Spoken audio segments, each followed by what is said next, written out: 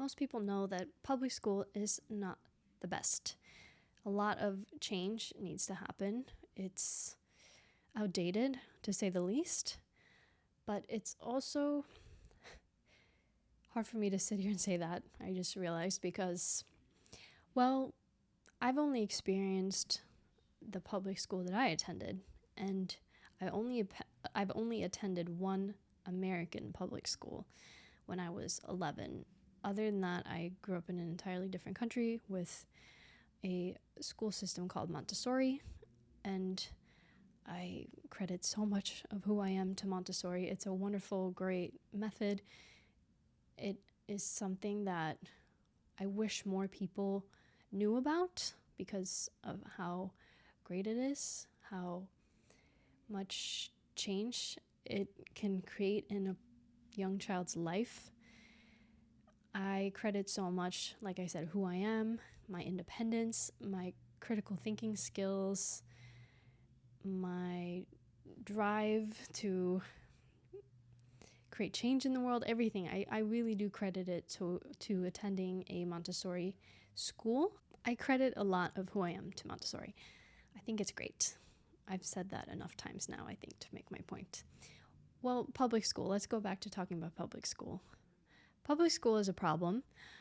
I find it interesting when I talk to different people about this because everyone has their own experience. There are people who have had a really great public school experience. They had really great teachers. So I'm not here to sit and say every single public school is terrible and every single teacher is terrible.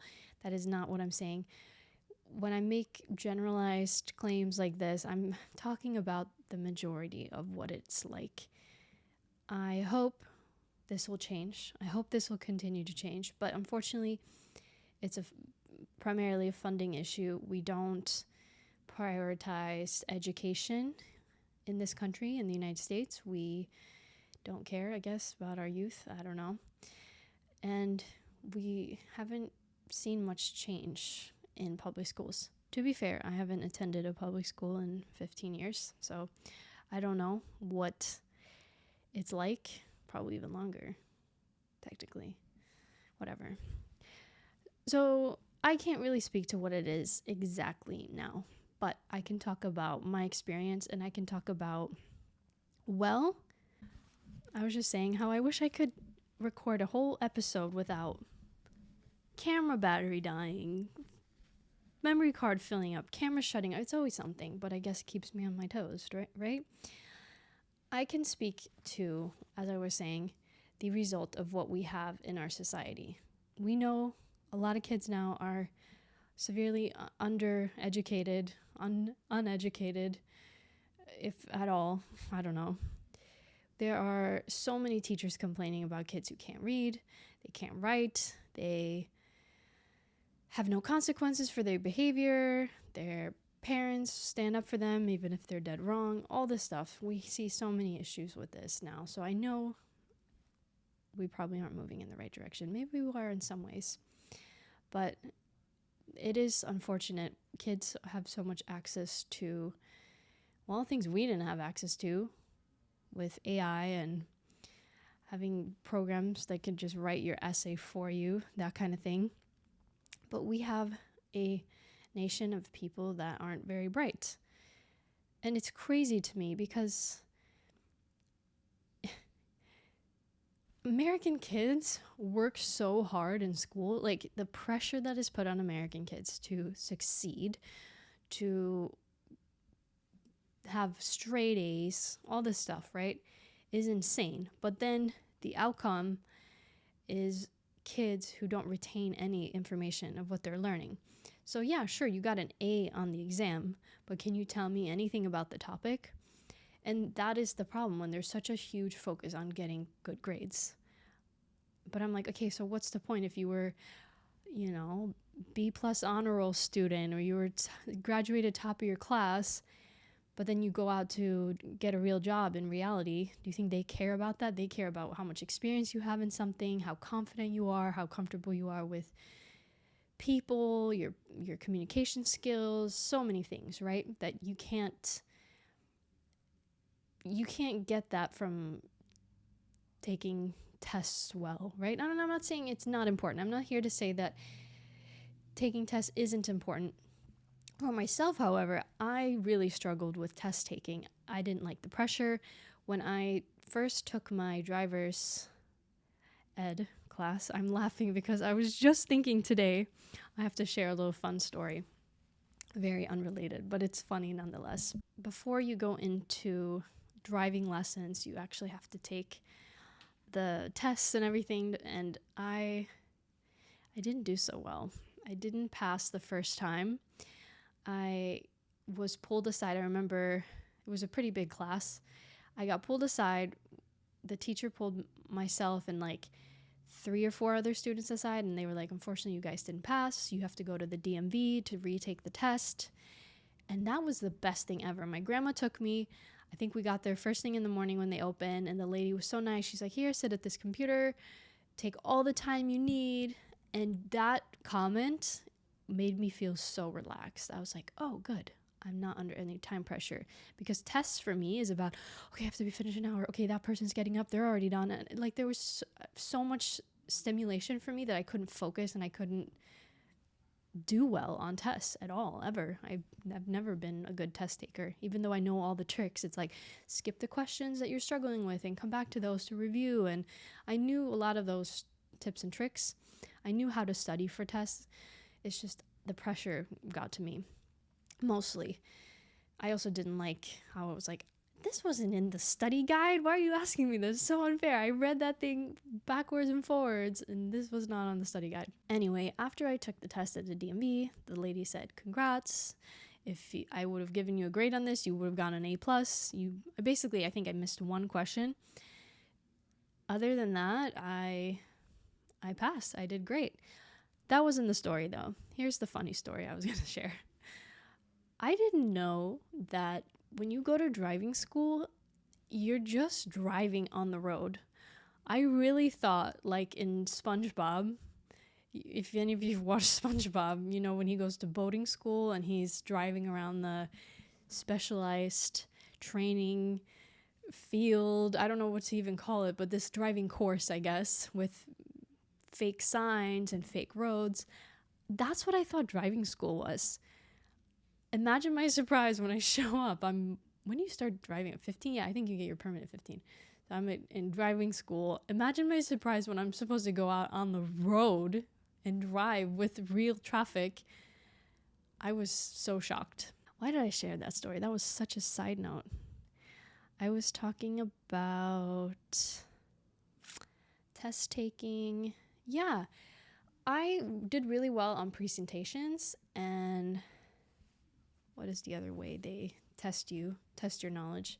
Presentations, tests, and essays, I guess, writing. I really enjoy that too. I like planning it out. I think I like anything that leaves me feeling like I'm in control. I can take my time with it. Tests are awful. And I know some people prefer tests because it's like quick. It's like da-da-da-da, and then you walk out and you're done. But that's not my personality. I'm very type A, and I want to like be super prepared and go through everything. And yeah, so I love presentations. I also love, obviously, talking, and I enjoy speaking in front of people. I never had an issue with public speaking, so for me that was always fun. And I know for some people that's petrifying. So I wish we would allow students to perform, or not perform, I guess is not the word I'm looking for. I wish we would allow students to showcase their knowledge in a way that makes them feel comfortable. Because what's the point of making them feel uncomfortable? The whole point is to prove to the teacher that, yes, I got this. I understand what I'm learning. Because there's a difference between someone just reading off of a piece of paper for a presentation, right? Versus someone who's talking about something because they actually understand what they're speaking about. And test taking, I have a problem with it, obviously, like I've shared, because of the time pressure. I don't think it's ideal for everyone. But also, I have a problem with it because people cram for exams, especially the night before. It's like cram, all this knowledge. And then you take the test and then you forget all about it.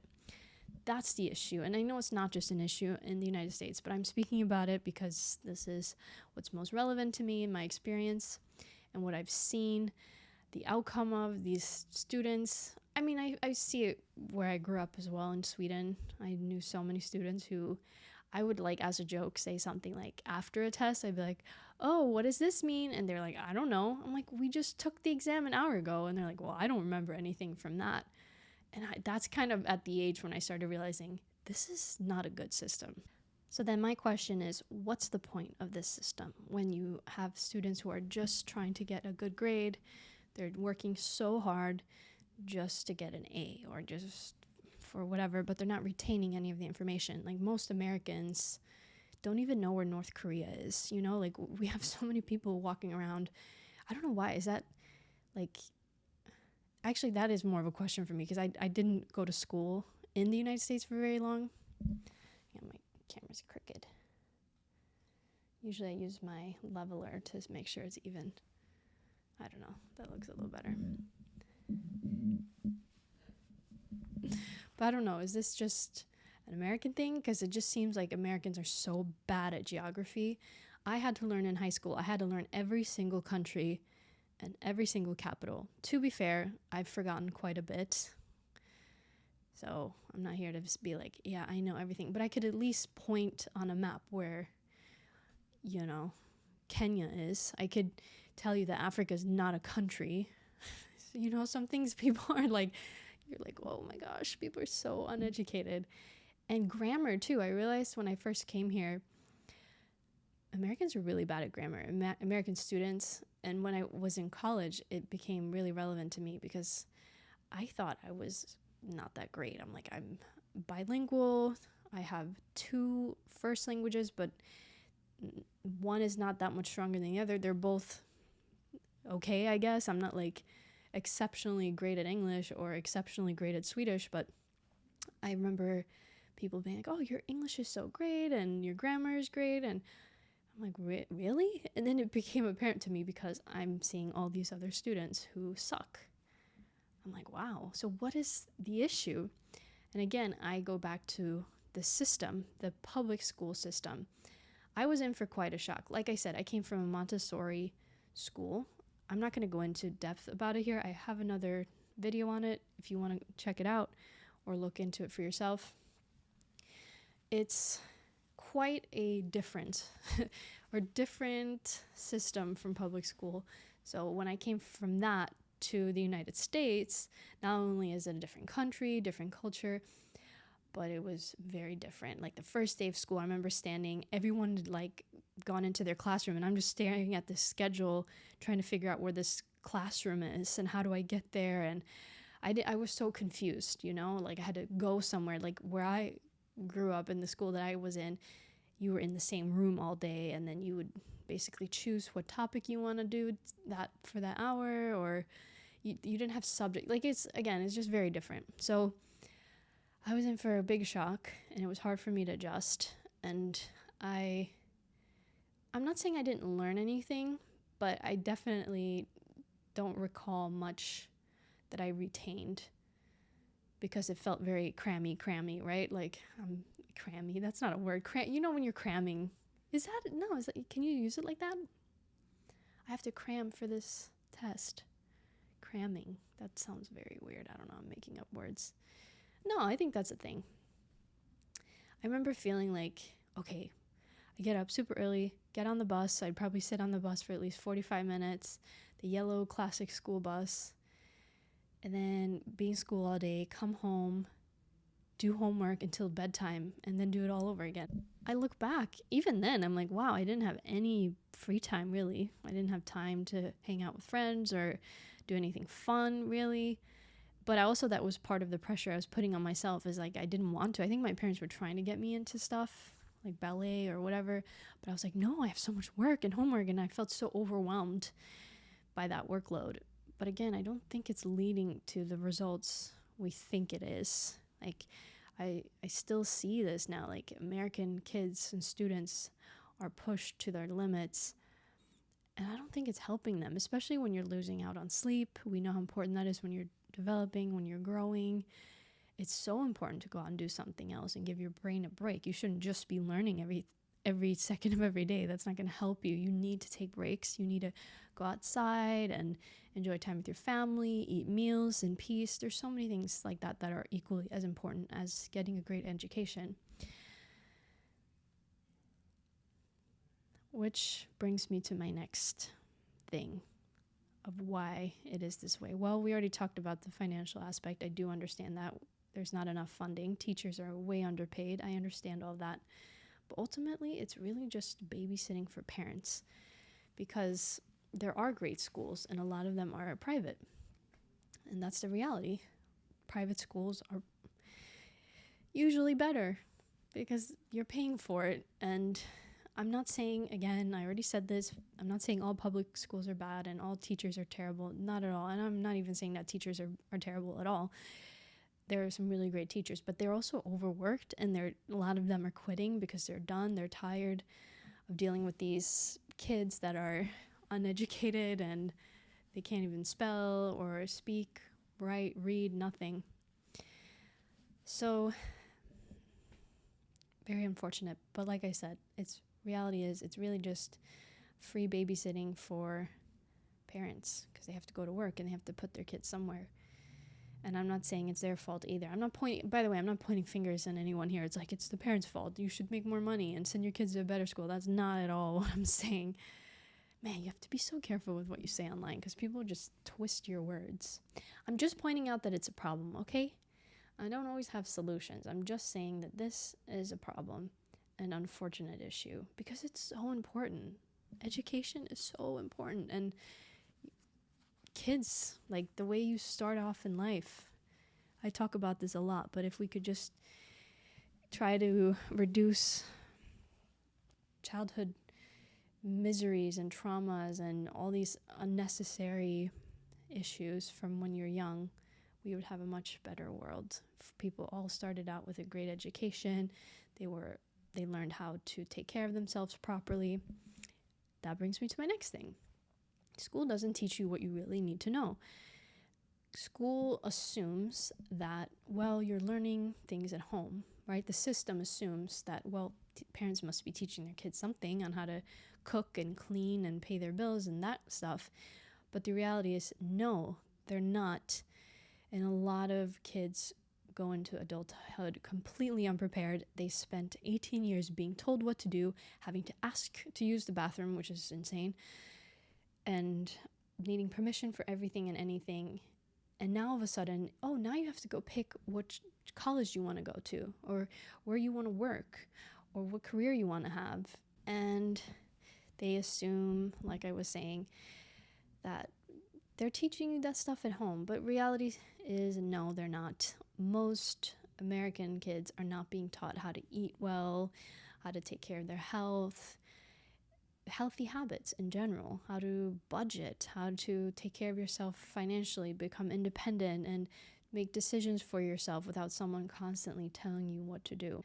I also wrote down in my notes that we have a problem with overpraising children. Montessori goes into this a lot. Don't validate everything your kids do, saying good job, especially after they've done something. First of all, you should acknowledge the process, not just results. That's important. Trying is just as important as succeeding. And constantly validating kids when they talk and for everything they do. I find that you grow up to constantly seek that out. You're constantly seeking out validation. And when you're talking to somebody and they're not constantly agreeing with you or saying, yeah, right, oh, yes, I agree, right, you almost feel like this self-consciousness of like, am I saying something dumb? Is this not good? They're not validating me, right? Because you're so used to that from when you're a kid. That's also an issue. I want to wrap this up by saying thank you to all the wonderful, amazing educators and teachers out there. You guys deserve all the praise in the universe. I know it's not an easy job, and you deserve all the praise. You deserve a raise. Very much underpaid, and it's very sad. But anyway, you have my full respect, especially those that are trying to do what's best. Because I've had my fair share of terrible teachers, like still to this day where I have memories of them being borderline abusive and mean and bullying to me as like a 4, 5, 6-year-old. I'm like looking back now, like, Why work with kids if you can't stand kids? Anyway, that's how I want to wrap it up today. Thank you. Thank you for watching, and I hope you have a wonderful day as always, and take care. I'll be back for more.